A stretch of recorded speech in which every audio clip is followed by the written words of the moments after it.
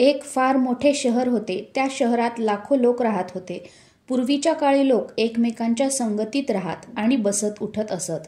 पण नव्या जमान्यात माणसाचा स्वभावच वेगळा बनलेला आहे. या शहरातली सगळी माणसे आपापल्या कामातच मग्न होती. काहींना तर कुटुंबातल्या माणसांचीही पर्वा नव्हती.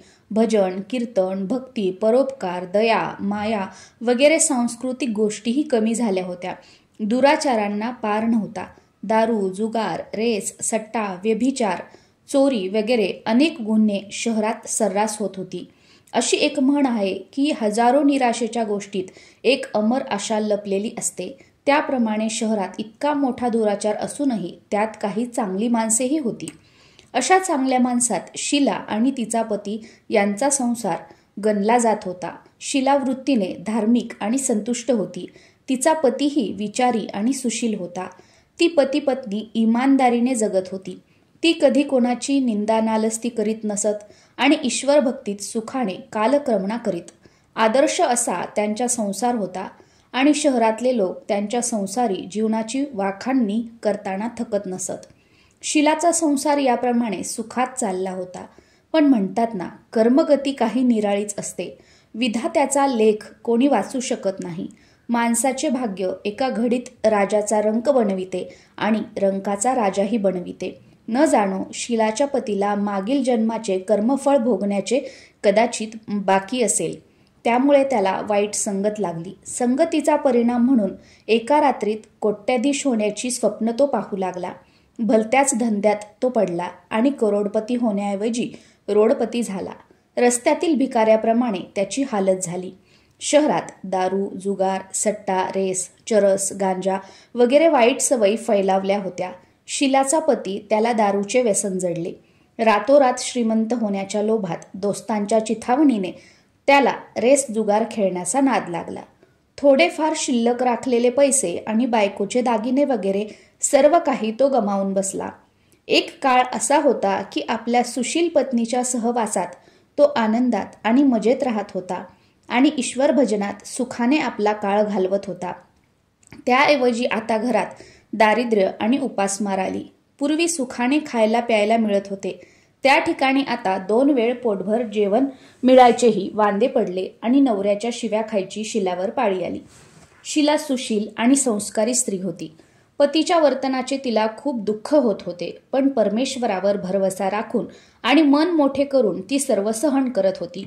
अशी म्हण आहे की सुखानंतर दुःख आणि दुःखानंतर सुख हे अवश्य येतच. त्यामुळे दुःखानंतर एक दिवस सुख येईलच अशी श्रद्धा मनात ठेवून प्रभुभक्तीत ती लीन झाली. अशा रीतीने दारुण दुःख सहन करता करता आणि प्रभुभक्तीत दिवस घालवता घालवता एक दिवस दुपारी तिच्या दरवाजात कोणीतरी येऊन उभं राहिले.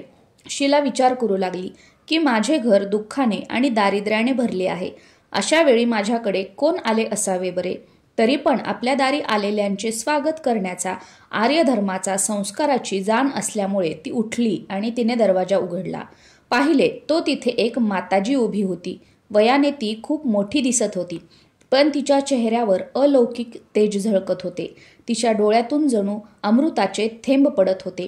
तिचा उमदा चेहरा करुणा आणि प्रेमाने चमकत होता. तिला पाहताच शीलाच्या मनाला अपार शांती वाटली. त्या माताजीला ती ओळखत नव्हती, तरी पण तिला पाहताच तिचे मन आनंदाने भरून आले. माताजीचे स्वागत करून तिला तिने घरात नेले आणि एकुलत्या एक फाटक्या तुटक्या चटईवर मोठ्या संकोचाने तिला बसवले. माताजी तिला म्हणाली, काय शीला, मला तू ओळखले नाहीस? काहीशा संकोचाने शीला म्हणाली, माताजी, तुम्हाला पाहून मला खूपच आनंद झाला आहे. मनाला शांती वाटत आहे. असे वाटते की कित्येक दिवस ज्यांना मी शोधत आहे त्या तुम्हीच आहात, पण ओळख लक्षात येत नाही. माताजी हसून म्हणाली, काय विसरलीस? लक्ष्मीजीच्या मंदिरात प्रत्येक शुक्रवारी भजन होत असतं. त्या ठिकाणी मी पण जात असते. तिथे दर शुक्रवारी आपली भेट होते. पती भलत्याच मार्गाला लागल्यापासून अत्यंत दुःखी झाली होती. त्या दुःखाने ती लक्ष्मी मातेच्या मंदिरात पण अलीकडे जात नव्हती. बाहेर लोकांना भेटण्याची तिला शरम वाटत होती. ती आठवण करू लागली, पण या माताजीला कधी पाहिल्याचे तिला आठवत नव्हते. तेवढ्यात माताजी म्हणाली, लक्ष्मी मातेच्या मंदिरात किती चांगले भजन तू गात होतीस. अलीकडे तू तिथे दिसत नव्हतीस, तेव्हा मी विचारात पडले की तू हल्ली का येत नाहीस. तू आजारी बिजारी तर नाहीस ना? असा विचार मनात येऊन खबर काढण्याकरता मी आले. माताजीच्या या अत्यंत प्रेमळ शब्दांनी शीलाचे हृदय भरून आले. तिच्या डोळ्यात अश्रू उभे राहिले. माताजीच्या समोर ती हुंदके देऊन रडू लागली. हे पाहिल्यावर माताजी तिच्याजवळ गेली आणि तिच्या पाठीवर हात फिरवून तिचे सांत्वन करू लागली. माताजी म्हणाली, मुली, सुख दुःख हे ऊन आणि सावलीप्रमाणे असते.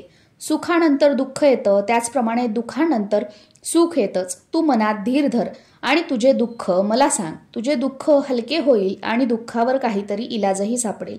माताजीचे बोलणे ऐकून शीलाचे मन शांत झाले.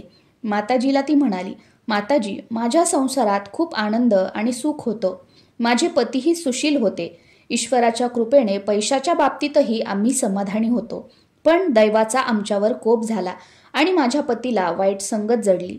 त्या संगतीत तो दारू, जुगार, रेस, सट्टा, गांजा वगैरे वाईट सवयीवर जाऊन त्याने सर्वनाश करून घेतला आणि रस्त्यावरच्या भिकाऱ्यासारखी आमची स्थिती झाली. माताजी म्हणाली, मुली, सुखानंतर दुःख आणि दुःखापाठोपाठ सुख येतच. म्हणूनच म्हटलं आहे की कर्माची गती निराळीच असते. प्रत्येक माणसाला कर्माची फळे भोगावीच लागतात. तरी पण तू चिंता करू नको. मागील कर्माचे दुःख तू आता भोगलेच आहेस, तेव्हा यापुढे सुखाचे दिवस जरूर येतील. तू तर लक्ष्मी माताजीची भक्त आहेस. लक्ष्मी माताजी ही करुणा आणि प्रेमाचा अवतार आहे. स्वतःच्या भक्ताकडे ती दयेच्या भावनेनेच पाहते. तेव्हा मनात धीर धर आणि लक्ष्मी माताजीचे व्रत कर, म्हणजेच सर्व काही ठीक होईल. लक्ष्मी माताजीच्या व्रताची गोष्ट ऐकून शीलाचा चेहरा खुलला. तिने विचारले, माताजी, लक्ष्मी मातेचे व्रत कसे करतात ते मला सांगा. ते व्रत मी जरूर करेल.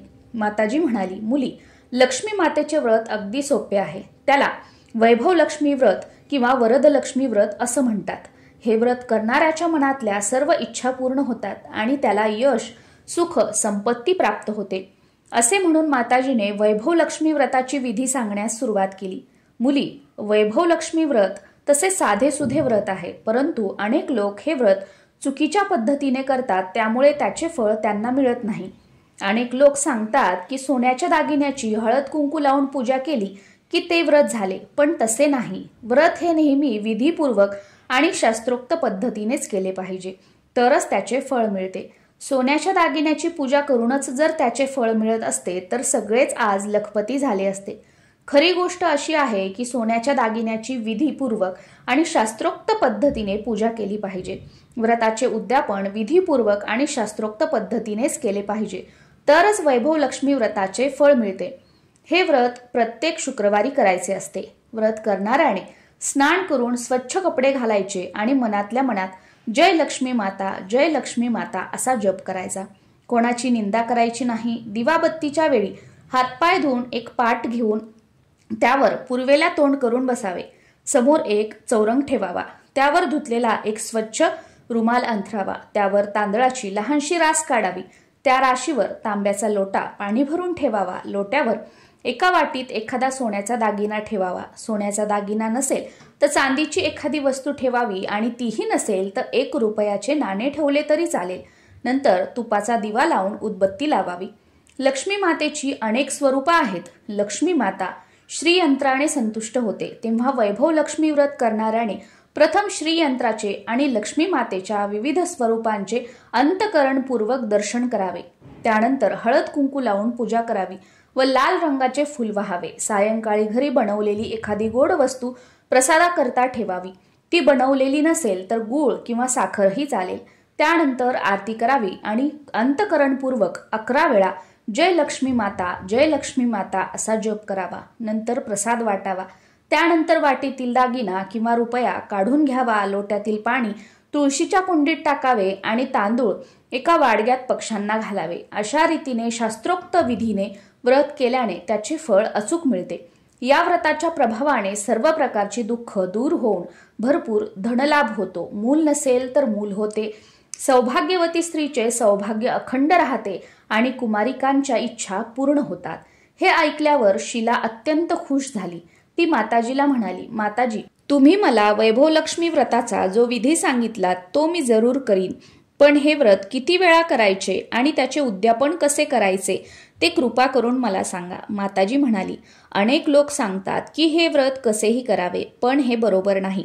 वैभव लक्ष्मी व्रत हे लक्ष्मी मातेचे व्रत आहे. ते 11 किंवा 21 शुक्रवार करायचे असते. जितक्या शुक्रवारांचा आपण संकल्प केला असेल तितके शुक्रवार हे व्रत करायचे. व्रताच्या शेवटच्या शुक्रवारी शास्त्रोक्त विधीप्रमाणे व्रताचे उद्यापन करायचे. शेवटच्या शुक्रवारी दर शुक्रवारी करतो त्याप्रमाणे पूजाविधी करून नारळ ओवाळायचा, पण त्या दिवशी खिरीचाच प्रसाद बनवायचा. त्यानंतर 7 कुमारिका किंवा 7 सुवासिनींना हळद कुंकू लावावे आणि भेट म्हणून वैभव लक्ष्मी व्रताची एक पुस्तिका आणि खिरीचा प्रसाद द्यायचा. नंतर धनलक्ष्मी स्वरूप वैभव लक्ष्मी स्वरूप माताजींच्या फोटोला वंदन करायचे. लक्ष्मी मातेचे हे स्वरूप वैभव प्रदान करणारे आहे. मातेला वंदन केल्यानंतर मनोमन प्रार्थना करायची की हे धनलक्ष्मी माता, मी अंतकरणपूर्वक वैभव लक्ष्मी व्रत केले आहे. माझे कल्याण कर, माझ्या इच्छा पूर्ण कर, निर्धनांना धन दे, निसंतानांना संतान दे, सौभाग्यवतींची सौभाग्य अखंड राहो, कुमारिकांच्या इच्छा पूर्ण कर, तुझे व्रत करणाऱ्यांना सुख परत दे आणि आम्हा सर्वांना सुखी कर, असे बोलून लक्ष्मी मातेच्या धनलक्ष्मी स्वरूपाला वंदन करून आशीर्वाद घ्यावा. माताजीच्या मुखाने वैभव लक्ष्मी व्रताचा विधी ऐकल्यावर शीलाने डोळे मिटले आणि त्याच क्षणी मनातल्या मनात संकल्प केला की मी पण माताजीच्या सांगण्याप्रमाणे विधीपूर्वक आणि शास्त्रोक्त पद्धतीने 21 शुक्रवार वैभव लक्ष्मी व्रत करीन आणि शास्त्रोक्त विधीने त्याचे उद्यापन करीन. मनात संकल्प केल्यावर शीलाने जेव्हा डोळे उघडले तेव्हा समोर कोणीच नव्हते. तिला आश्चर्य वाटले की माताजी कुठे गेल्या. ती माताजी दुसरी कोणी नव्हती तर साक्षात लक्ष्मी माताच होती. शीला लक्ष्मी मातेची भक्त होती, तेव्हा आपल्या भक्ताला मार्ग दाखवण्याकरता लक्ष्मी माता त्या माताजीचे रूप घेऊन शीलाकडे आली होती.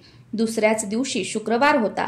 सकाळीच स्नान करून मनातल्या मनात जय माता लक्ष्मी, जय माता लक्ष्मी असा श्रद्धापूर्वक जप ती करू लागली. दिवसभरात कोणाची निंदा नालस्ती केली नाही.